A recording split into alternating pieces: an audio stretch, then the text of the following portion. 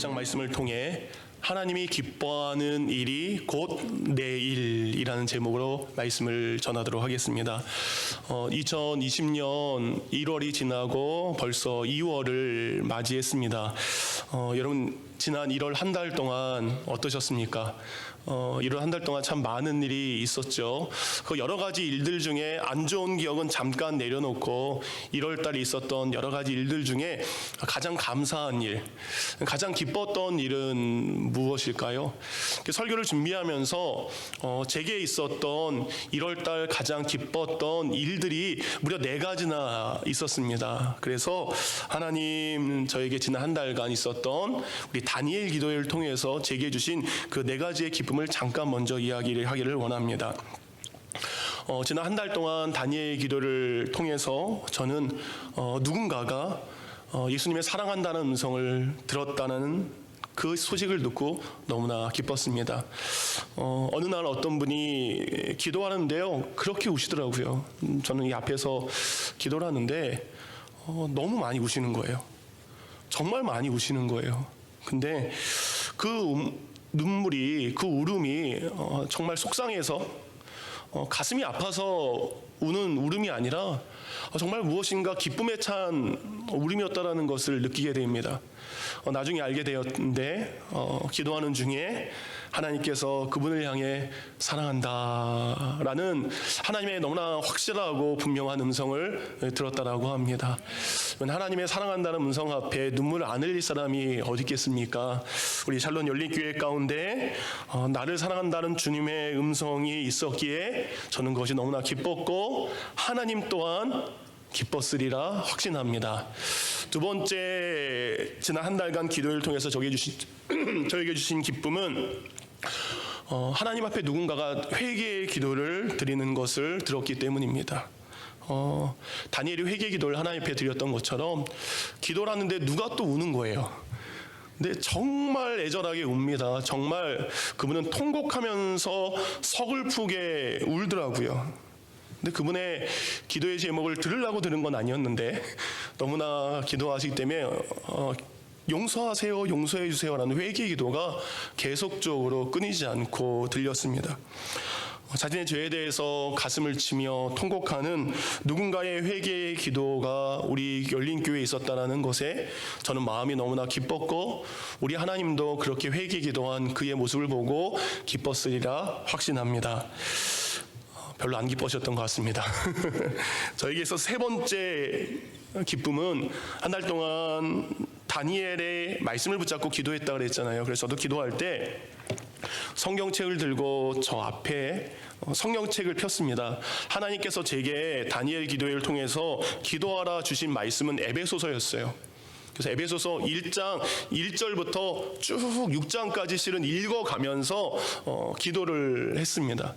근데 하나님의 그 말씀을 붙잡고 기도하는 그 순간 저는 성령의 감동을 통해 2020년 우리 샬롯 열린교회를 향한 하나님의 놀라운 말씀을 제가 분명히 듣게 되어서 감사했습니다. 기도하는 건 눈을 감는 거죠. 눈은 분명히 감았지만 그 순간 믿음의 눈이, 마음의 눈이, 영혼의 눈이 띄어지는 것을 보게 되었고 성령으로 하여금 에베소서와 상관없는 전혀 다른 성경 구절 말씀을 기도하는 제게 분명히 주셨습니다. 그래서 저는 그 성경 구절을 통해 하나님, 이 말씀이 우리 열린교회에 이루어지겠군요. 그래서 제게 말씀을 주신 그 하나님께 너무 기뻤고 또한 하나님도 제게 그런 말씀을 주셔서 하나님도 기뻤으리라 확신이 됩니다. 어떤 말씀일까요? 이 12월 마지막 째 주일에 그 말씀을 나누도록 하겠습니다. 네 번째 기뻤던 것이 있습니다, 여러분. 다니엘 기도회를 할 때 새벽 예배 끝난 동안에도 1시간 정도 기도를 하고 또 저녁에도 매일같이 나와서 1시간씩 기도를 하고 하다 보니까 정해진 스케줄 내에 그 일을 감당하다 보니까 여러 가지 피곤한 일이 제게 당연히 있죠. 그래서 막 입술이 터지기도 하고 혓바늘이 헐기도 하고 입안이 엉망이기도 하고 또 제가 겉은 멀쩡해도 환자입니다. 같은 환자입니다. 그래서 이 호르몬 수치가 너무 많이 떨어져가지고 되게 좀 힘들었던 시간들이 좀 있었습니다. 그런데 그래도 감사하면서 끝까지 기도할 수 있었던 것은 그때마다 뒤에서 기도하는 성도들이 있었다는 거예요. 저 혼자 교회를 위해서, 저 혼자 환우들을 위해서 기도하는 것이 아니라 기도하는 그 순간 나와 함께 기도하는 성도들이 있다는 자체가 제게 너무 기쁨이었습니다. 그래서 여러분, 나와 함께 기도하는 성도들이 있는 것이 내게 기쁨이었고, 우리 주님도 어떻습니까? 두세 사람이 주님의 이름으로 모여 기도하는 그 모습을 보시면서 우리 하나님도 기뻤으리라 확신됩니다. 이런 기쁨의 일들이 우리 모두에게 동일하게 넘치기를 원합니다. 그렇게 우리가 기도했을 때 하나님은 은혜를 주십니다. 여러분, 고난의 성경이라고 되어 있는 욥기 33장 26절을 보면 기도하는 사람에게 주신 하나님의 은혜가 어떤 것인지 이렇게 말씀하고 있습니다. 그는 하나님께 기도함으로 하나님이 은혜를 베푸사 그로 말미암아 기뻐 외치며 하나님의 얼굴을 보게 하시고 사람에게 그의 공의를 회복시키시느니라. 고난 가운데 기도하죠. 그런데 기도하는 사람에게 하나님께서 은혜를 주신다라고 합니다. 여러분, 기도하는 사람에게 하나님의 특별한 선물이 임하게 됩니다. 근데 저는 이 구절을 보고 놀랐던 게, 기도하는 사람이 기뻐 외치는 것이 아니라 하나님이 기도하는 사람을 봤을 때 누가 기뻐 외칩니까? 하나님이 기뻐하신대요. 하나님이 그냥 기뻐하시는 것이 아니라, 야, 드디어 누가 기도하는구나, 누가 내게 기도하는구나, 하나님이 기도하는 그 사람의 모습을 보고 하나님이 기뻐 외치시면서 하나님이 어떻게 돼요? 내 얼굴 봐봐. 기도하는 사람에게 하나님의 얼굴을 보여주시고요, 그의 삶에 하나님의 뜻인 공의가 회복될 수 있도록 해주신다라고 약속하셨습니다. 어떤 사람에게요? 기도하는 사람에게. 이렇게 기도하는 것이 우리 성도의 사명입니다. 우리가 이렇게 모여서 기도해야 되는 것이 교회가 마땅히 감당해야 될 일들입니다. 이런 기도의 역사가 우리 교회 가운데 있게 하신 하나님 앞에 너무나 감사한 영광을 올려드릴 수밖에 없습니다. 저는 오늘 여러분에게 요한복음 8장 말씀을 통해 예수님의 이야기를 좀 하려고 합니다. 예수님이 오늘도 사역을 하시는데요, 예수님께서는 지금 하나님께서 기뻐하시는 사역을 오늘도 감당하고 있다. 성경은 그것을 말씀하고 있습니다. 하나님이 기뻐하시는 일 예수님이 하고 계십니다. 모든 사람이 환영해야 되는데 환영하지 않네요. 하나님이 기뻐하시는 일을 하는데 일이 순탄하게 잘 진행되지 않습니다. 그럼에도 불구하고 예수님은 하나님께 보냄을 받았기 때문에 하나님의 그 뜻을 오늘도 전하고 계십니다. 요한복음 6장 38절입니다. 내가 하늘에서 내려온 것은 내 뜻을 행하려 함이 아니요 나를 보내신 이의 뜻을 행하려 함이니라. 예수님은 자신의 뜻을 행하기 위해서 이 땅에 내려오신 것이 아니라 아버지 하나님의 계획하신 뜻이 있어서 그 뜻을 행하기 위해 이 땅에 내려오셨습니다. 그런데 하나님의 백성이라고 하는 유대인들이, 그리고 하나님의 종이라고 하는 바리새인들이, 하나님의 택한 사람이었던 제사장이라는 사람들이 그 하나님의 아들, 하나님의 뜻을 행하기 위해 이 땅에 오신 예수님을 영접하지 않습니다. 예수님을 믿지도 않습니다.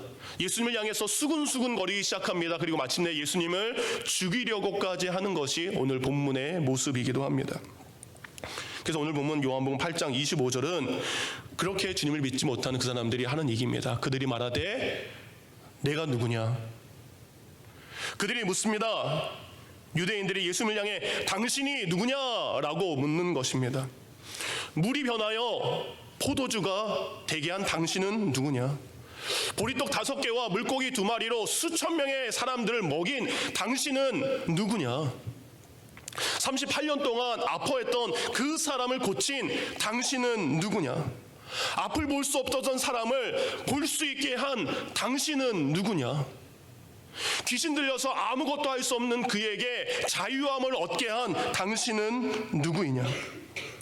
걷지 못한 사람을 걷게 한 당신은 누구이냐? 그 놀라운 하나님의 말씀을 전하는 당신은 누구냐? 하나님을 향하여 아버지라 부르는 당신은 누구냐?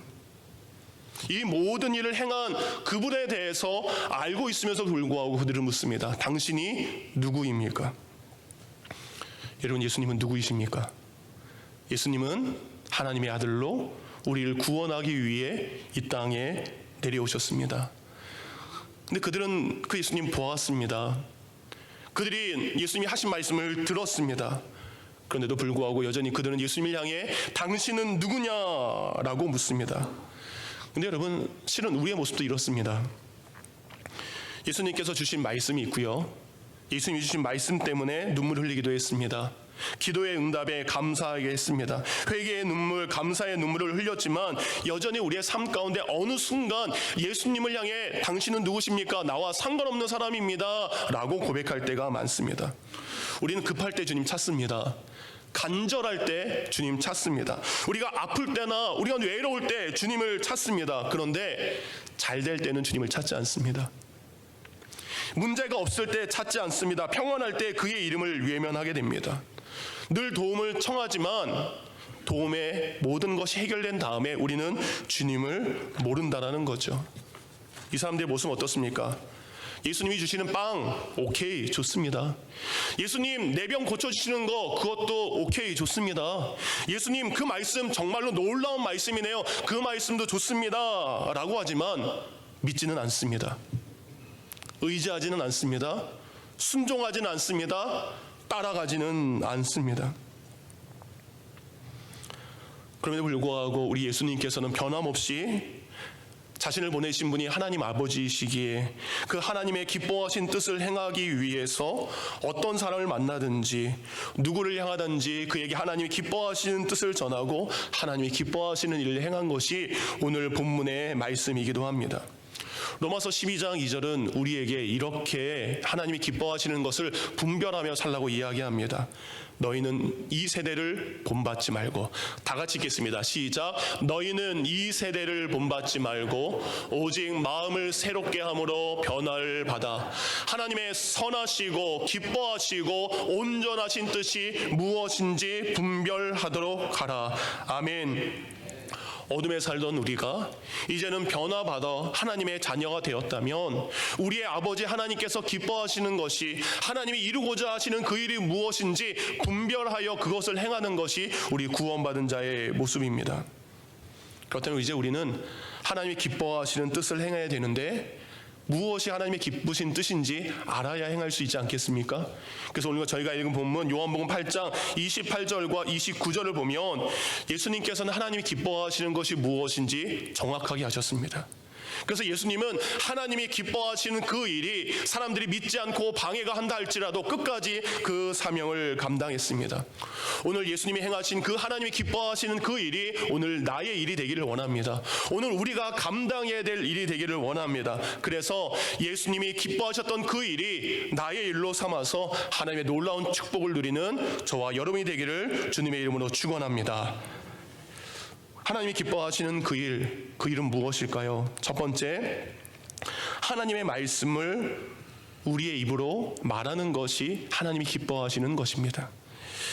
여러분, 하나님께서는요, 우리가 우리의 생각을 말하는 것, 그리고 다른 사람의 생각을 말하는 것보다 하나님께서 우리에게 주신 이 성경 말씀을 우리가 말할 때 하나님은 기뻐하십니다. 곧 하나님께서 주신 그 말씀을 나의 삶의 입술의 열매로 삼는 그 모습을 하나님이 기뻐하시죠. 요한복음 8장 28절입니다. 내가 스스로 아무것도 하지 아니하고 오직 아버지께서 가르치시는 대로 이런 것을 말하는 줄을 알리라. 예수님이 먼저 스스로 말하지 않으셨습니다. 하나님이 가르쳐 주신, 하나님이 전하라고 주신, 하나님이 알게 하신 그 말씀만을 하셨던 것을 알 수 있습니다.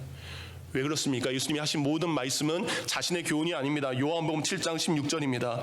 예수께서 대답하여 이르시되 내 교훈은 내 것이 아니요 나를 보내신 이의 것이라. 예수님이 이 땅에서 하신 모든 교훈은 예수님 스스로 만들어낸 교훈이 아닙니다. 하나님께서 우리에게 하시고자 하는 그 말씀이 예수님이 우리에게 하신 말씀이죠. 왜 예수님께서 하나님의 말씀을 우리에게 전달했을까요? 우리 하나님의 말씀으로만 하나님의 나라에 갈 수 있기 때문입니다. 요한복음 6장 45절에 이런 말씀이 있습니다. 선지자들의 글에 그들이 다 하나님의 가르침을 받으리라 기록되었은즉 아버지께 듣고 배운 사람마다 내게로 오느니라. 하나님의 말씀을 듣고 하나님의 말씀을 배운 사람, 그 사람이 생명의 하나님께로 올 수 있기 때문에 예수님은 그 하나님의 생명의 말씀을 전하기 위해 오늘도 그 사역을 감당하고 계십니다. 하나님의 말씀을 읽을 때 우리는 생명으로 인도함 받을 수 있습니다. 그리고 하나님의 말씀을 들을 때 우리는 구원의 능력과 더불어서 힘을 얻게 되는 줄 믿습니다. 여러분 성경 많이 아시는데 성경 읽을 때 성경 구절 가운데 제일 짧은 장이 어딘지 아십니까 혹시? 제가 고등학교 때 저를 가르쳤던 선생님이요, 매 주일마다 확인하는 게 있었어요. 제철아 이번 주에는 성경 몇 장 읽었니? 그거를 매 주마다 물으셨습니다. 그러면 제가 그걸 월요일부터 토요일까지는 뭐예요? 잊고 살았습니다. 그런데 교회로 가는 버스 안에서 생각이 나요. 그러면 그걸 누구 앞에서 얘기해야 돼요? 여학생들 앞에서 얘기해야 돼요. 여학생들 앞에서 제철아 성경 몇 장 읽었어? 라고 하면 예, 한 10장 읽었습니다 라고 하면 그래도 되는데 창피하잖아요. 그러니까 제가 교회를 가는 길에 빨리 성경을 핍니다. 어딜 폈을까요? 시편을 핍니다. 시편 중에 어디 폈을까요? 117편을 폈습니다. 왜냐하면 117편은 2구절밖에 되지 않습니다. 그걸 읽어도 한 장입니다. 제가 읽어드릴게요. 시편 117편. 너희 모든 나라들아 여호와를 찬양하며 너희 모든 백성들아 그를 찬송할지어다. 우리에게 향하신 여호와의 인자하심이 크고 여호와의 진실하심이 영원함이로다. 할렐루야. 한 장. 이렇게 한 장 내는 겁니다. 근데 여러분 성경에서 반대로 제일 긴 장은 어딘지 아십니까? 그 뒤에 있는 시편 119편인데요. 시편 119편은 자그만치 176구절로 되어 있습니다. 이 176구절의 성경 말씀이요, 여러분 서로 다른 주제를 말하고 있지 않습니다. 놀라운 건 한 가지의 주제가 1절부터 176절까지 되어 있다는 거예요. 근데 그 한 가지의 주제가 바로 하나님의 말씀입니다. 하나님의 말씀을 통해 힘을 얻고 은혜를 받은 시편의 이 119편의 저자는 누군지 알 수 없습니다. 누군진 모르지만 그가 하나님의 말씀을 통해 너무나 큰 은혜를 받아서 한 구절 쓴 게 176절까지 기록한 것이죠. 1절은 이렇게 시작합니다. 여호와의 율법을 따라 행하는 자는 복이 있음이요. 마지막 176절도 이렇게 끝납니다. 이른 양같이 내가 방황하오니 주의 종을 찾으소서. 내가 주의 계명을 잊지 아니함이니라. 처음으로 시작해서 끝까지 모든 성경 구절이 말씀에 대한 구절입니다. 여러분 몇 구절 읽어드리겠습니다. 시편 119편 9절입니다. 청년이 무엇으로 그 행실을 깨끗하게 하리이까? 주의 말씀만 지킬 따름이니이다. 11절입니다. 내가 주께 범죄하지 아니하려 주의 말씀을 내 마음에 두었나이다. 33절입니다. 여호와여 주의 율례의 도를 내게 가르치소서. 내가 끝까지 지키리로다. 50절입니다. 이 말씀 너무 힘이 되더라고요. 다 같이 읽겠습니다. 시작. 이 말씀은 나의 고난 중에 위로라. 주의 말씀이 나를 살리셨기 때문이니라. 아멘. 60절입니다. 주의 계명을 지키기에 신속하고 지체하지 아니하였나이다. 92절입니다. 주의 법이 나의 즐거움이 되지 아니하였더라면 내가 내 고난 중에 멸망하였으리라. 103절입니다. 이 말씀도 너무 좋죠. 다 같이 읽겠습니다. 시작. 주의 말씀의 맛이 내게 어찌 그리 단지요 내 입에 꿀보다 더 다니이다. 105절입니다. 주의 말씀은 나를 안내하는 등불이요 내 길에 비춰주는 빛입니다. 그래서 127편에 그는 이렇게 고백합니다. 다 같이 읽겠습니다. 시작. 그러므로 내가 주의 계명들을 금 곧 순금보다 더 사랑하나이다. 아멘.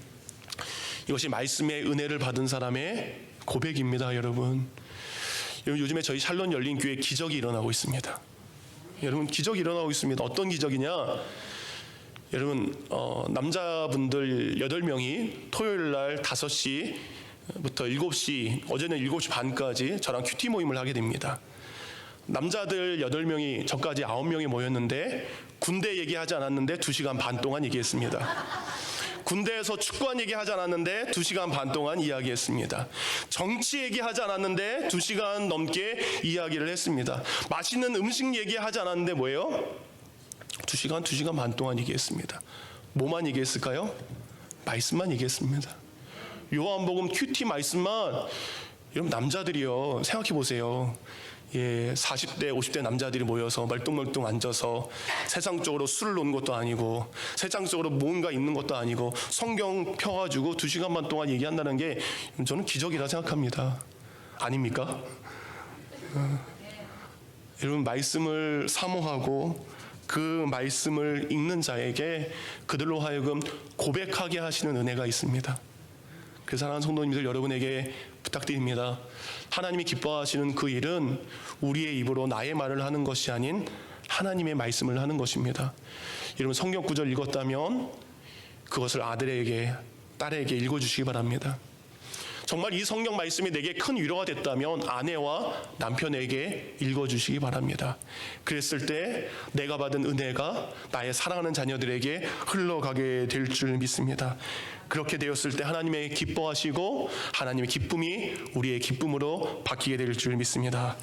두 번째, 하나님이 기뻐하시는 일은 하나님의 뜻과 그 사명에 순종하는 것이 하나님이 기뻐하시는 일입니다. 예수님이 계속해서 이 땅에서 하나님의 말씀을 전하는데 사람들이 여전히 의심하고 있습니다. 그런데 지금은 안 믿던 사람들이요, 나중에는 믿는 사람으로 변화되게 됩니다. 지금은 예수님을 십자가에 못 박아라 라고 했던 사람이 어느 순간 예수님을 사랑한다라고 고백하는 일들이 일어나게 됩니다. 근데 그 일은 언제 일어나게 되냐? 우리 예수님께서 우리의 모든 죄를 짊어지고 십자가의 사명을 감당하셨을 때 이런 일이 일어났습니다. 곧 예수님께서, 하나님께서 자신에게 맡긴 그 사명을 감당했을 때 사람들이 비로소 예수님을 하나님의 아들로 믿기 시작합니다. 28절입니다. 너희가 인자가 든 후에 내가 그인 줄을 알리라. 인자가 들었다라는 것은 예수님께서 십자가에 달려 돌아가신 그 후에야 내가 하나님의 아들인 것을 너희가 알게 될 것이다. 곧 예수님이 십자가의 사명을 감당했었을 때 그 일을 통해서 사람들이 예수님을 믿게 됩니다. 마가복음 15장 39절을 보면 예수님을 십자가에 처형한 백부장이 나옵니다. 로마 군인이 나옵니다. 근데 그가 예수님이 돌아가신 직후 이렇게 고백합니다. 마가복음 15장 39절, 예수를 향하여 섰던 백부장이 그렇게 숨지심을 보고 이르되 이 사람은 진실로 하나님의 아들이었도다 하더라. 아멘. 예수님이 그 사명의 십자가를 감당했을 때 누군가는 고백하게 됩니다. 예수님이 하나님의 아들이십니다. 이렇게 예수님이 그 맡긴 사명을 감당했을 때, 하나님의 뜻을 이루었을 때 하나님은 기뻐하십니다. 그렇다면 여러분, 하나님의 뜻은 무엇일까요? 여러분, 기도 참 많이 하죠. 어떤 일 앞에 하나님의 뜻이 무엇입니까? 하나님이 원하시는 것은 무엇입니까? 우리는 정말 기도를 많이 합니다. 근데 예수님께서 그래서 우리에게 요한복음 6장 39절을 통해 하나님의 뜻이 무엇인지 정확하게 말씀하셨습니다. 다 같이 있습니다. 시작. 나를 보내신 이의 뜻은 내가 주신 자 중에 내가 하나도 잃어버리지 아니하고 마지막 날에 다시 살리는 이것이니라. 여러분, 하나님의 뜻은요, 이 땅에는 모든 사람들이 잃어버리지 않고요, 다 구원받는 것이 하나님의 뜻입니다. 정말로 모든 사람이 구원받는 것이 하나님의 뜻입니다. 그래서 하나님은 그 하나님의 뜻을 다시 한번 예수님을 통해 마태복음 18장 12절부터 14절까지 이렇게 하나님의 뜻을 분명하게 말씀하셨습니다. 너희 생각에는 어떠하냐? 만일 어떤 사람이 양 100마리가 있는데 그 중에 하나가 길을 잃어버리면 그 99마리를 산에 두고 가서 길 잃은 양을 찾지 않겠느냐? 진실로 너희에게 이르노니 만일 찾으면 길을 잃지 아니한 99마리보다 이것을 더 기뻐하리라. 이와 같이 이 작은 자 중에 하나라도 잃는 것은 하늘에 계신 너희 아버지의 뜻이 아니니라. 하나님의 뜻은 무엇입니까? 이 땅에 있는 모든 사람을 구원하는데 그 모든 사람 중에는 잃어버린 자가 있습니다. 부족한 자도 있습니다. 작은 자도 있습니다. 악한 자도 있습니다. 못된 사람도 있습니다. 죄를 지은 죄인도 있습니다. 그런데 그 사람이라 할지라도 잃어버리지 않는 것, 그를 구원하기를 원하시는 것이 하나님의 뜻입니다. 그 뜻을 알기에 예수님은 잃어버린 한 영혼, 그 영혼을 구원하기 위해 이 땅에 내려오셨죠. 그러니까 예수님이 요한복음 4장에 누구를 찾으셨습니까? 소외된 땅에 살고 있는, 그 소외된 땅에서도 가장 소외된 삶을 살고 있는 사마리아 여인을 찾아가신 것이 아닙니까? 오늘 저희가 읽은 요한복음 8장을 보면 가늠하다가 현장에서 잡혀서 끌려온 한 여인의 이야기로 요한복음 8장의 이야기가 시작합니다. 저는 지난 일주일 동안 큐티를 하면서 여러 가지의 성경 구절이 있었지만 여러 성경 구절 중에서 이 단어 하나에 그렇게 은혜를 받은 게 정말 오래간만입니다. 제가 은혜를 받은 단어는 간단합니다. 여자여. 여자여. 이 여자여라는 이 말이 얼마나 제 마음 가운데 강한 울림으로 있었는지요. 여러분, 이 여자여 누구에게 하신 말씀입니까? 아까 말씀드린 대로 남편이 있습니다. 그럼에도 불구하고 누군가와 잘못된 관계를 통해 그 현장을 들켜서 이제 사람들에 의해서 질질 끌려온 한 여인에게 하신 이야기입니다. 그는 돌에 맞아 죽어야 됩니다. 돌에 맞아 심판받아야 됩니다. 근데 예수님은 그 여인을 정죄하지 않고요, 그 여인을 향해서 여인아라고 부르십니다. 여러분, 이 여인이요, 현장에서 잡혀서 예수님한테 오는 그 순간까지 얼마나 많은 욕을 얻어먹겠습니까? 얼마나 많은 저주의 소리를 들었겠습니까? 얼마나 많은 차마 입에 담지 못할 이야기들을 들었겠습니까?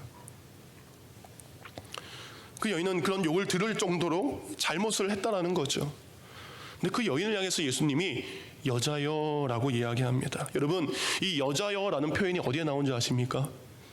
요한복음 2장에 물이 변하여 포도주가 된 그 사건 때 나의 어머님, 나의 가장 귀한 어머님, 그 어머니, 이 땅 가운데의 여자라는 존칭 중에 가장 극존칭으로 올릴 수 있는 그 이름을 사용해서 어머니에게 썼던 단어가 여자여라는 단어입니다. 예수님이 십자가 달려 돌아가실 때도 자신의 죽음을 바라보는 어머니를 향해 여자여라고 이야기합니다. 우리가 이 한국말로 번역을 할 때에 여자를 그렇게 가장 높일 수 있는 단어가 마땅하지 않기 때문에 저희 한글 성경에는 그저 여자여라고 했어요. 근데 어제 큐티 모임에서 이걸 나눴더니 어떤 분이 이렇게 얘기하더라고요. 여사님이라고 하면 이상하지 그쵸? 이상하죠. 그쵸? 뭐 한국 분들은 지금 웃음의 이유를 알죠. 여러분, 여사님 이상하잖아요. 그 마땅한 번역이 없어서 가장 여자에 대해서 귀하게 부르는 이름을 여자여라고 하고 있습니다. 이 여인은 지금까지 어떤 소리를 들었습니까? 저주의 소리 들었습니다. 욕을 들었습니다. 저주의 소리를 들었습니다. 예수님은 그 여인을 향해 이렇게 이야기합니다. 가장 귀한 여자여, 가장 귀한 여인이여. 예수님은 그 여인을 향해서 그렇게 이야기하셨습니다. 모든 사람이 욕을 하는 그 순간 난 그 소리 들어 마땅해 라고 하고 아무것도 희망이 없는 그 이를 향해 누군가의 온화한 음성이 들리는 거죠. 여자여. 사랑하는 성도님들, 예수님이 그 여인에게 이렇게 11절에 이야기합니다. 나도 너를 정죄하지 아니하노니 가서 다시는 죄를 범하지 말라. 이 여인이 행한 간음, 분명히 예수님은 죄라 얘기하십니다. 그거 잘못된 거야. 그것을 옹호하지 않으셨습니다. 예수님이 그 여인에 대해서, 그 죄에 대해서 잘했다라고 얘기하는 게 아닙니다. 오늘 예수님은 그 여인에 대해서 정죄함으로 이야기하는 것이 아니라 그 여인을 구원하기를 원하셨던 아버지 하나님의 따뜻한 마음으로 여자여라고 이야기를 하고 있는 거죠. 그런 자신을 향해 귀하게 불러주신 예수님의 음성에 이 여인, 여러분 어떻게 되었을까요? 성경의 그 뒤에 이야기는 기록되지 않았지만 이 여인은 예수님을 따랐고 예수님을 믿었으리라 확신합니다. 사랑하는 성도님들, 우리 믿는 사람에게는 사명이 있습니다. 여러분, 이 사명이란 말 거창하지 않습니다. 사명이라는 것은 우리의 삶 속에서 하나님의 뜻을 이루는 것입니다. 우리의 삶 속에 하나님의 뜻을 행하는 것이 우리의 삶의 사명입니다. 여러분, 내게 주신 153, 하나님, 내가 이웃을 사랑하겠습니다. 내가 이웃을 위해 기도하겠습니다. 내가 그 이웃을 위해서 하나님의 말씀을 전하겠습니다. 이것이 나의 사명이라면 그 일을 기쁘게 감당할 때 하나님이 기뻐하시는 줄 믿습니다. 오늘도 나의 뜻이 아닌 하나님이 원하시는 잃어버린 한 영혼, 그리고 하나님이 기뻐하시는 그 영혼을 주님께로 인도하는 기쁨의 일에 우리 모두가 동참하기를 원합니다. 마지막 세 번째, 하나님이 기뻐하시는 일은 우리가 하나님과 동행하는 삶입니다. 누군가와 동행한다는 것은 어떤 의미입니까? 앞서가지 않는다라는 의미입니다. 그리고 뒤에 서지도 않는다라는 겁니다. 동행한다라는 것은 같은 자리에 함께 간다라는 겁니다.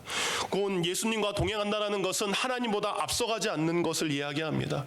하나님 뒤에서 저 멀리 뒤에서 따라오는 것을 의미하지 않습니다. 우리가 성경을 읽을 때 이 동행이라는 단어, 특히 하나님과 동행했다라고 하면 생각나는 한 사람이 있죠. 바로 창세기 5장에 나오는 에녹이라는 사람입니다. 창세기 5장 22절부터 24절은 이렇게 이야기합니다. 에녹은 무두셀라를 낳은 후 300년을 하나님과 동행하며 자녀를 낳았으며 그가 365세를 향유하였더라. 에녹이 하나님과 동행하더니 하나님이 그를 데려가심으로 세상에 있지 아니하였더라. 300년이 넘는 시간 동안 에녹은 하나님과 동행했습니다. 동행한다는 것은 하나님의 뜻대로 살았다는 것이고 하나님의 말씀에 순종하며 살아갔다는 겁니다.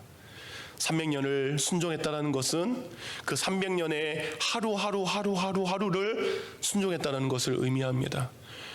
믿음이라는 것은 변하지 않는 것입니다. 믿음이라는 것은 지속적으로 가는 것입니다. 에녹은 믿음을 변하지 않고 언제 어디서나 주님과 함께했던 300년 이상의 삶을 살았던 것을 알 수 있습니다. 저희가 요한복음 8장을 읽게 되는데 요한복음 8장의 배경이 있습니다. 여러분, 요한복음 8장의 배경은 이스라엘 백성들의 명절 중에 초막절, 장막절이라는 명절 그 뒤에 바로 있었던 사건이기도 합니다. 이 초막절, 장막절은 무엇이냐? 이스라엘 백성들이요, 애굽에 종살이하다가 약속의 땅으로 들어가기 전 40년 동안 광야에서 살았죠. 근데 광야에서 여러분 어디서 살았습니까? 천막 치고 텐트 치고 살았습니다. 초막절은 뭡니까? 하나님이 광야에서 우리 민족을 40년 동안 인도하셨습니다. 그것에 감사하면서 멀쩡한 집을 나누고 집 밖으로 나와서 텐트 치고 천막 치고 안식일로 시작해서 그 다음 안식일이 시작될 때까지 천막에서 생활하면서 하나님께 감사하는 절기입니다. 근데 그들 가운데 이 광야의 40년 동안 감사하는 것이 무엇이냐? 하나님, 40년 동안 우리를 떠나지 않고 동행하여 주시니 주님 감사합니다. 하나님이 함께 하셨던 그 시간을 감사하는 것이 천막 안에서의 생활입니다. 하나님이 어떻게 동행하셨습니까? 뜨거운 태양 아래 구름 기둥으로 그들과 동행하셨습니다. 하루의 고단함을 천막에 누웠을 때 천막을 통해서 전해지는 불기둥의 온기를 통해 하나님이 나와 함께 하시는 것을 그들은 깨닫고 알게 되었습니다. 이처럼 하나님은 그들을 떠나지 않고 그들과 늘 동행하셨습니다. 그런 하나님의 마음을 알기에 우리 예수님도 우리와 함께하기 위해서 임마누엘의 하나님으로 이 땅에 오신 거죠. 29절, 자신을 떠나지 않고 늘 함께하신 그 예수님의 삶에 함께하신 하나님을 고백하게 됩니다. 나를 보내신 이가 나와 함께하시도다. 나는 항상 그가 기뻐하시는 일을 행함으로 나를 혼자 두지 아니하셨느니라. 하나님이 기뻐하시는 그 일을 행하고 있는 그 순간 누가 함께하십니까? 하나님이 함께하십니다. 하나님이 기뻐하는 그 일을 감당하고 있을 때 하나님은 그 하나님의 기뻐하는 사람을 떠나지 않고 하나님과 늘 함께 하십니다. 우리와 함께하기 위해서 임마누엘 하나님, 마태복음 1장 23절입니다. 그 이름은 임마누엘이라 하리라 하셨으니 이를 번역한 즉 하나님이 우리와 함께 계시다 합니다. 하나님께서 그의 백성들과 함께하기 위해서, 동행하기 위해서 우리에게 오셨습니다. 그러니까 요한복음 1장 14절, 말씀이 육신이 되어 우리 가운데 거하심에, 그 예수님이 지금 우리와 함께하기 위해서 이 땅에 오셨습니다. 왜요? 예수님은 하나님이 나와 함께 하시는 것을 알았던 것처럼 하나님의 백성이 하나님이 당신들과 영원히 함께 하십니다 라는 것을 깨닫게 하기 위해서입니다. 그렇게 제자들이 이 땅에 오신 예수님, 그 예수님을 통해 누구를 보게 됩니까? 하나님을 보게 되는 것입니다. 예수님의 말씀을 들을 때 그는 하나님의 말씀을 듣게 되는 것입니다. 그들이 예수님의 손을 만졌을 때 그들은 예수님과 함께 하신 하나님의 손을 만지게 되는 것입니다. 사랑하는 성도님들, 여러분이 예수님과 함께 할 때 여러분 옆에 있는 그 누군가가 여러분을 통해 하나님을 보기를 원합니다. 여러분의 말을 통해 하나님의 말씀을 듣기를 원합니다. 여러분의 섬김을 통해 하나님의 섬김의 은혜를 체험하기를 원합니다. 그것이 하나님께서 기뻐하시는 삶의 일입니다. 말씀을 마칩니다. 외롭고 힘겨운 광야 생활이 40년 동안 있습니다. 그들 앞에 날마다 변하지 않고 구름 기둥과 불 기둥이 있었습니다. 이른 아침 누군가가 나왔습니다. 구름 기둥은 사라지게 되는 거죠. 불 기둥은 사라지게 됩니다. 지난 밤 우리를 따뜻하게 했던 불 기둥은 사라지는 그 순간 하나님이 안 계시는 줄 알았더니 구름 기둥이 다시 떠오르게 됩니다. 그래서 누군가는 고백했을 거예요. 하나님이다, 하나님이다. 여전히 구름 기둥으로 함께 하신 하나님을 바라보게 될 것입니다. 하루 종일 걸어가다가 그들이 머무는 그곳에 이제 구름 기둥이 사라지게 되는 그때에 하나님이 지금 우리와 함께 하지 않는가? 아닙니다. 다시 불 기둥이 그들 가운데 나타남을 통해 그들은 고백하게 됩니다. 하나님이 우리와 함께 하신다. 하나님이 우리와 함께 하신다. 사랑하는 성도님들, 연의 삶 가운데 주님이 함께 하십니다. 아직도 풀리지 않는 인생의 답과 고난과 어려움 가운데 하나님은 여러분과 동행하십니다. 부활하신 예수님이 이제 하나님의 나라로 올라가세요. 하나님의 나라로 올라가시면서 예수님이 마지막 하신 말씀조차도 이 말씀입니다. 마태복음 28장 20절 말씀 다 같이 읽겠습니다. 시작. 내가 너희에게 분부한 모든 것을 가르쳐 지키게 하라. 볼지어다 내가 세상 끝날까지 너희와 항상 함께 있으리라 하시니라. 아멘. 주님 말씀하십니다. 내가 너희와 항상 함께 있으리라. 하나님 우리와 함께 하시기에, 예수님 우리와 함께 하시기에 우리가 해야 될 것은 이제 예수님이 하나님이 기뻐하셨던 그 일을 행했던 것처럼 우리가 하나님이 기쁨이 되는 그 일을 감당하기를 원합니다. 하나님의 말씀, 이제 우리가 그 하나님의 말씀을 말하기를 원합니다. 예수님이 하나님의 뜻에 순종했던 것처럼 그 하나님의 뜻에 순종하는 사명자의 삶을 살아가기를 원합니다. 그리고 가장 중요한 거, 나와 오늘도 함께 하시는 그 하나님과 동행하시는 귀한 성도가 되기를 주님의 이름으로 축원합니다. 이 시간